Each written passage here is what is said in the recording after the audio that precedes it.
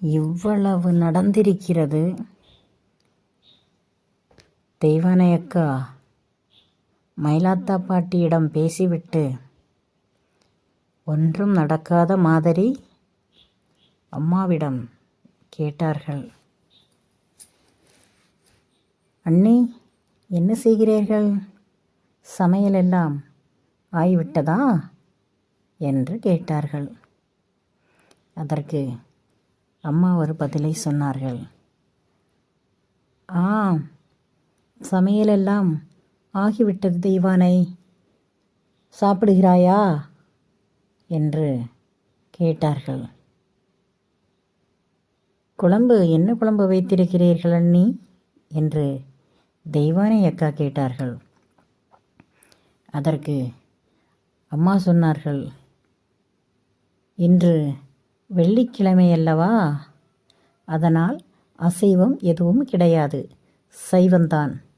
சாம்பார் வைத்திருக்கிறேன், பீட்ரூட் கூட்டு வைத்திருக்கிறேன். நீ வேணுமென்றால் சாப்பிடு, வச்சு தரட்டுமா என்று தெய்வானை அக்காவிடம் அம்மா சொன்னார்கள். இல்லை அண்ணி, இப்போதுதான் வேலை முடிந்து வந்தேன். மேலெல்லாம் வெறும் புழுதியும் தூசியாக இருக்கிறது, குளிக்க வேண்டும்.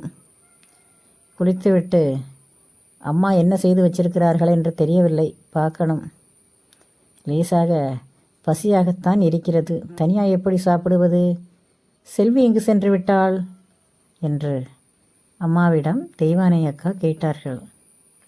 அதற்கு அம்மா சொன்னார்கள், அவளுக்கு தோழிகள் இருக்கிறார்கள் அல்லவா, அங்கு யாருடனாவது விளையாடி கொண்டிருப்பாள். நீ குளி, அதற்குள் அவள் வந்து விடுவாள். அவளும் குளிக்க வேண்டும், அவளும் புழுதியும் மண்ணுமாகத்தான் வருவாள் விளையாடிவிட்டு என்று அம்மா சொன்னார்கள். இவர்கள் மீதையெல்லாம் மற்றவர்களிடத்து கோபப்பட்ட அம்மா தெய்வானை அக்காவிடம் சாந்தமாக பேசினார்கள். ஏனென்றால் தெய்வானை அக்காவுக்குத்தான் தெரியும் அம்மாவின் மனதை எப்படி வெல்ல வேண்டும் என்று. அந்த சூழ்நிலைக்கு தகுந்த மாதிரி டாப்பிக்கோடு லாஜிக்கோடு தெய்வானை அக்கா அம்மாவிடம் உரையாடுவார்கள். அதனால் தெய்வானை அக்காவை அம்மாவுக்கு ரொம்ப பிடிக்கும்.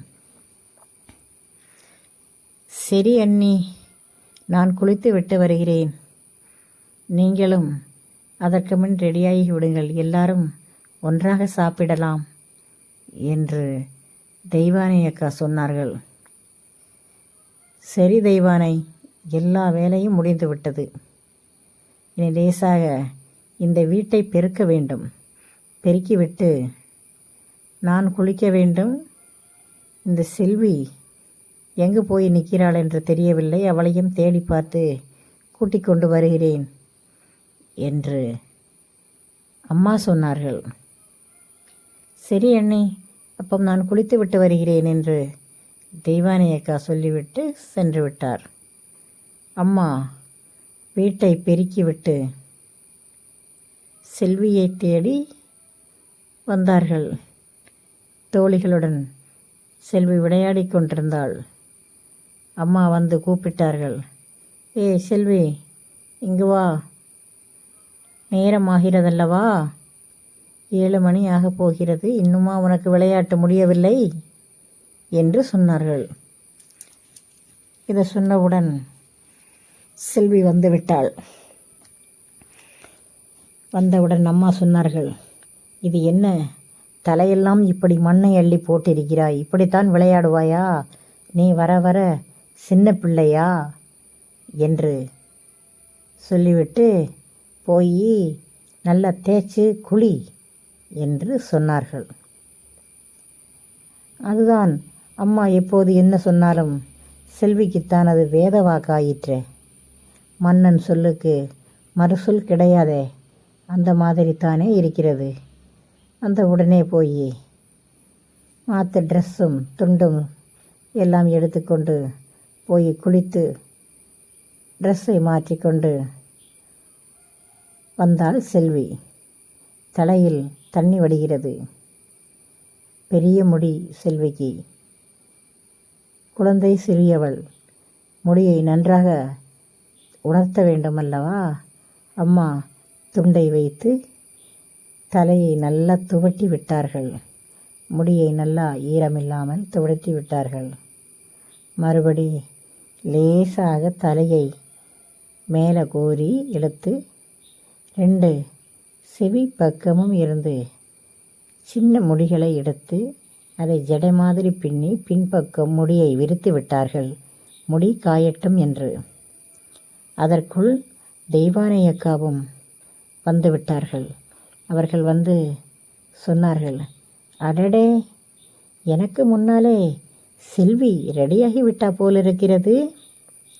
ரொம்ப பசியாக இருக்கிறது. குளித்தவுடன் பசி தாங்கவே முடியவில்லை. நான் சாதம் வைத்து கொண்டு வரட்டுமா? சாப்பிடலாமா என்று சொன்னார்கள் செல்வியிடம். செல்வி அதற்கு சொன்னாள், எனக்கும் லேசாக பசிப்பது போல்தான் இருக்கிறது. சரி, உங்களுக்கு வேண்டி நான் சாப்பிடுகிறேன் என்று சொன்னாள்.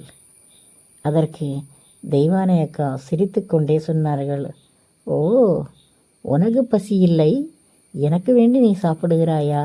சரி சரி சரி, யாருக்கு வேண்டியாவதும் சாப்பிட்டால் போதும். அம்மாவிடம் சொல்லி சாதத்தை வைத்து கொண்டு வா, சேர்ந்து சாப்பிடலாம் என்று சொன்னார்கள்.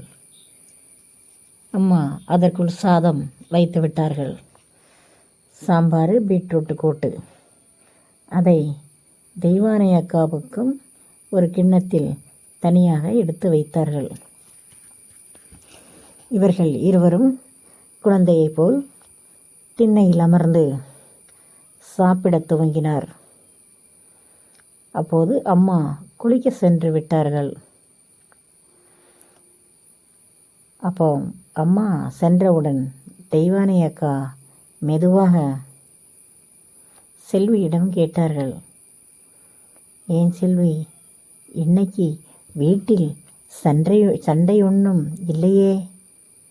அம்மாவும் அப்பாவும் அமைதியாகத்தானே இருக்கிறார்கள் என்று தெய்வானை அக்கா கேட்டார்கள் செல்வியிடம். அதற்கு செல்வி சொன்னாள், இல்லை அக்கா, சண்டை கிடையாது. அப்பாவிடம் எதையோ அம்மா பேசிக்கொண்டிருந்தார்கள். அதற்கு பாட்டி, மயிலாத்தா பாட்டி வந்து எதையோ சொன்னார்கள். நான் அதை சரியாக கவனிக்கவில்லை. நான் அதற்குள் என்னை பேபியும் ரத்னாவும் அழைத்து விட்டார்கள். நான் விளையாட சென்று விட்டேன். பிறகு என்ன இங்கு நடந்ததென்று எனக்கு தெரியாது அக்கா என்று சொன்னாள். அதற்குள் அம்மா வந்து விட்டார்கள். அந்த டாப்பிக்கை பின்ன எடுக்கவில்லை. அப்போது இவர்கள் மெதுவாக சாப்பிட்டு விட்டார்கள். மறுபடியும் ஒரு கிண்ணத்தில் சாம்பாரும் ஒரு சிறிய கிண்ணத்தில் பீட்ரூட்டு கூட்டும் வைத்து கொண்டு வந்து தெய்வானையிடம் கொடுத்தார்கள். இந்தா தெய்வானை, இதை கொண்டு போய் அம்மாவுக்கு கொடு என்று சொன்னார்கள். அதை வாங்கி கொண்டார்கள் தெய்வானை அக்கா. சரி அண்ணி, இதை அங்கு உள்ளே வைத்து விட்டு வருகிறேன், நீங்களும் சாப்பிடுங்கள் என்று சொல்லிவிட்டு இவர்கள் அந்த சாப்பிட்ட பாத்திரத்தையும் சாம்பாரையும் எடுத்துக்கொண்டு அவர்கள் வீட்டுக்குள் போய்விட்டார்கள். போய் அங்கே வைத்துவிட்டு பாத்திரத்தை கழுவி அந்த சாம்பாரையும் பீட்ரூட்டு கூட்டையும் வைத்து மூடிவிட்டு அம்மாவிடம் சொன்னார்கள், அம்மா சாப்பிடுங்கள், நீங்கள் ரசம்தானே வைத்திருக்கிறீர்கள், அண்ணியார் சாம்பார் வைத்திருக்கிறார்கள், பீட்ரூட்டு கூட்டு இருக்கிறது. அண்ணி சமையலை பற்றி உங்களுக்கு தெரியும் இல்லையா? பார்த்தீர்களா அம்மா, உங்களிடம் கோபத்தில் ஒரு வார்த்தை அண்ணியார் பேசிவிட்டாலும் கசந்தாலும் பால் கச்சு போகாது என்று சொல்வார்களே, அது உண்மைதானே அம்மா? அவர்கள் மனசு தூய்மையானது. என்ன செய்வது? கொஞ்சம் முன்கோபம் அதிகம். யாரும் எதையாவதும் சொல்லிவிட்டால் அதை சகித்து கொண்டு போகும் குணம் அவர்களுக்கு இல்லை. நம்மளை இப்படி சொல்லிவிட்டார்களே என்று கோபத்தில் கொந்தளிக்கும் குணம்தான் அவர்களுக்கு இருக்கிறது. கோபப்பட்டாலும் அவர்கள் நல்லவர்கள்தான் அம்மா. அன்னியின் மனது இப்போது உங்களுக்கு தெரிகிறதா? உங்களை ஒருபோதும் அவர்கள் எதிரியாக நினைக்க மாட்டார்கள். ஏதோ ஆத்திரத்தில் கோபத்தில் அப்படி ஒரு வார்த்தையை விட்டு விட்டார்கள், அவ்வளவுதான். பரவாயில்லை, நான் அதே வார்த்தையை நான் சொல்லியிருந்தால் நீங்கள் அதை பெரிதுபடுத்த மாட்டீர்கள் அல்லவா? அதே மாதிரி எண்ணிக்கொள்ளுங்கள் அம்மா. அந்நியார் சொன்னதை நீங்கள் பெரிதுபடுத்த வேண்டாம். சாப்பிடுங்கள், சாம்பார் ரொம்ப டேஸ்டாக இருக்கிறது அம்மா என்று தெய்வானை அக்கா மயிலாத்தா பாட்டியிடம் சொன்னார்கள். அதற்கு சரி சரியடி, எனக்கும் பசிக்கிற மாதிரித்தான் இருக்கிறது, நான் சாப்பிடுகிறேன். நான் அவளை எதிரியாக ஒன்றும் நினைக்கவில்லை. அவள் சட்டென்று சொன்னவுடன் மனது வலித்து விட்டது.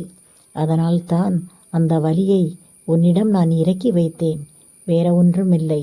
நான் எதற்கடி அவளை எதிரியாக நினைக்கப் போகிறேன்? அப்படி நினைத்து எனக்கு என்ன லாபம் கிடைக்கப் போகிறது சொல்லு? இந்த வயதான காலத்தில் யாரையும் எதிரியாக நினைக்க மாட்டேன். லைக் பண்ணி சப்ஸ்கிரைப் பண்ணுங்கள்.